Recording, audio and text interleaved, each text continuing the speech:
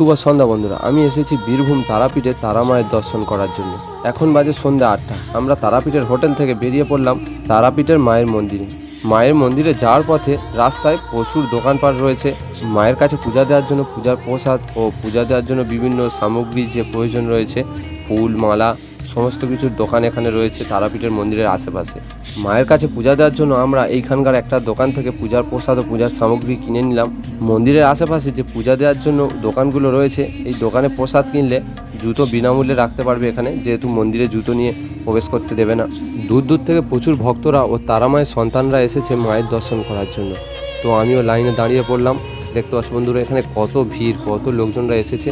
এই তারাপীঠের মন্দিরে প্রচুর লাইন দিলেও তেমন একটা কষ্ট হয় না, কারণ ওপরে টিনের শেড রয়েছে। এই লাইনের মাঝে মাঝে বসার ব্যবস্থা করা রয়েছে। লাইনে 1.5 ঘন্টা সময় কাটিয়ে অবশেষে মা তারার দর্শন পেলাম। মন্দিরের ভিতরে কোনো ফটো ভিডিও করা যাবে না, নিয়ম চালু হয়ে গেছে, তাই ভিডিও করতে পারিনি। তো খুব সুন্দরভাবে মা তারার দর্শন করেছি। আজকের জন্য ভিডিওটি এখানে শেষ করছি। সবাইকে জানাই শুভরাত্রি। ভিডিওটি ভালো লেগে থাকলে একটি লাইক করে দিও।